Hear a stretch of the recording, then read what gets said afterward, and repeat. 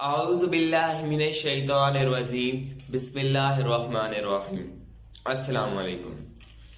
تاریخ میں ایسے بہت سے ستارے گزرے ہیں کہ جنہوں نے اسلام اور آپ صلی اللہ علیہ وآلہ وسلم کے لیے اپنی جانیں قربان کر دی، اور آج انہی چمکتے ستاروں میں سے ایک ستارہ غازی المدین شہید کے بارے میں آپ کو بتاؤں گا۔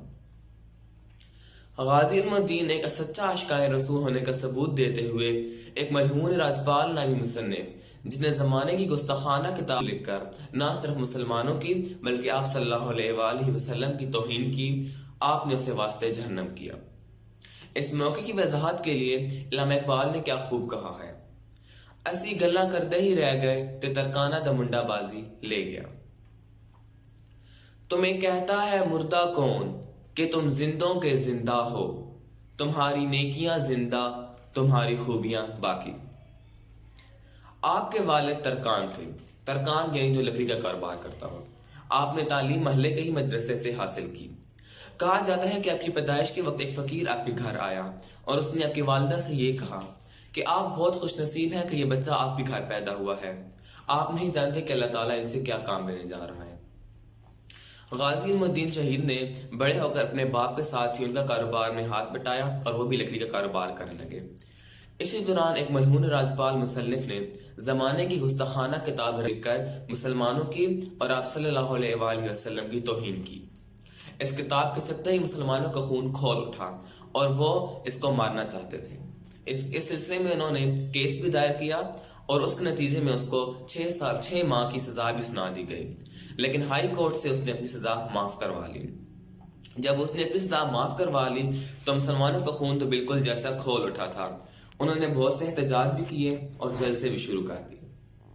حکومت نے ہنگامی صورتحال سے بچنے کے لیے دفعہ 144 لگوا دیا۔ اس کے تحت بہت سے حکمرانوں کو قید بھی کر لیا گیا تھا۔ اب مسلمان چاہتے تھے کہ وہ اس کو مار دیں، اور انہوں نے اس بات کے نعرے بھی لگا دیے تھے کہ یہ واجب القتل ہے اور اسے مار دیا جائے۔ 14 ستمبر 1928 کو ایک مسلمان خدا بخش نے اس کو مارنے کی ناکام کوشش کی اور اس کے لیے اس کو 7 سال کی سزا بھی سنا دی گئی۔ اس کے بعد افغانستان کے عبدالعزیز نے بھی اس کو مارنے کی کوشش کی اور اس کی دکان پر گیا، لیکن اس نے غلط فہمی میں اس کے نوکر سوامی ستیانند کو مار دیا۔ نور الحق جو کہ آؤٹ لک کے مالک تھے، انہوں نے ابھی ایک آرٹیکل لکھا جس کے سلسلے میں ان کو 2 ماہ کی سزا سنا دی گئی اور 1000 روپے جرمانہ بھی انہیں دینا پڑا۔ 1 اپریل کو غازی المدین شہید نے سنا کہ ایک مسلمان دوسرے مسلمانوں کی بے بسی پر رو رہا ہے اور وہ یہ کہہ رہا ہے کہ ملعون راجپال واجب القتل ہے۔ جب کہتے ہیں کہ اللہ تعالیٰ نے جب برائی کا خاتمہ کرنا ہوتا ہے تو انہوں نے کسی شخص کا پہلے ہی انتخاب کر لیا ہوتا ہے، اور شاید ملعون راجپال کا قتل غازی المدین شہید کے قسمت میں ہی لکھا ہوا تھا۔ اس لیے جب انہوں نے یہ بات سنی تو یہ بات ان کے دل میں گھر کر گئی، اور انہوں نے کیا کیا کہ سب سے پہلے بازار گئے اور وہاں سے ایک چھری خرید کر اسے تیز کروا لیا۔ اب وہ اس موقع کی تلاش میں تھے کہ کب انہیں کوئی موقع ملے اور وہ اس کو قتل کر دیں۔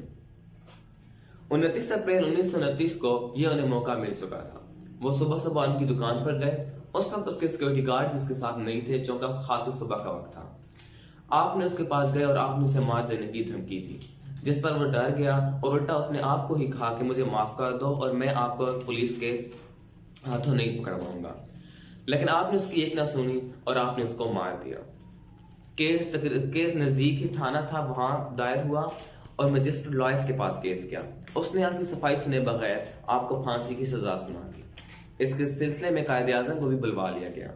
پوری قوم نے چندہ اکٹھا کر قائد اعظم کو دیا کہ آپ اس کا کیس لیں، لیکن قائد اعظم نے کہا کہ اگر میں اس سلسلے میں بھی کیس لوں یہ میرا ایمان گوارا نہیں کرتا۔ اس کے بعد آپ قائد اعظم جو ہے ان کے پاس گئے، غازی المدین شہید کے پاس گئے اور کہا کہ آپ یہ کہہ دیجئے گا کہ یہ جو کام میں نے کیا وہ ہوش و حواس سے نہیں کیا۔ تو آپ نے ان تاریخی الفاظ میں جواب دیا کہ شاید کہ یہ پہلا ہی دنیا میں میرا کام تھا کہ جو میں نے اپنے ہوش و حواس میں کیا، لیکن بدقسمتی سے قائد اعظم یہ کیس ہار گئے اور اس کی پھانسی کو بحال رکھا گیا۔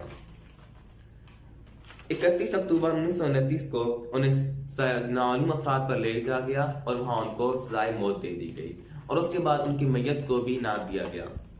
لیکن جب علامہ اقبال اور کچھ اور لوگ گورنر کے پاس گئے اور ان سے التجا کی تو انہوں نے واپس میت دینے کے لیے تیار ہو گئے، لیکن انہوں نے کہا کہ کسی قسم کی کوئی بھی قومی صورتحال نہیں بنائی جائے گی۔ کہا جاتا ہے کہ جب غازی نعیم الدین شہید کو دیکھا گیا تو ان کے چہرے پر مسکراہٹ تھی اور غسل کے قطرے بہہ رہے تھے۔ اس کے بعد ان کا جنازہ تاریخ کا سب سے بڑا جنازہ تھا، جو تقریباً 6 میل پر پھیلا ہوا تھا اور تقریباً 6 لاکھ اس میں لوگ تھے۔ آپ کا جنازہ قاری شمس الدین نے ادا کروایا تھا۔ آپ تو چلے گئے، لیکن آج بھی ہم دیکھتے ہیں کہ یہی روح ہے کہ عاشقان رسول کو تو سزا دے دی جاتی ہے، لیکن گستاخان رسول سر عام پھر رہے ہوتے ہیں۔ اب ضرورت اس امر کی ہے کہ ہم لوگ اپنی اصلاح کریں۔ شکریہ۔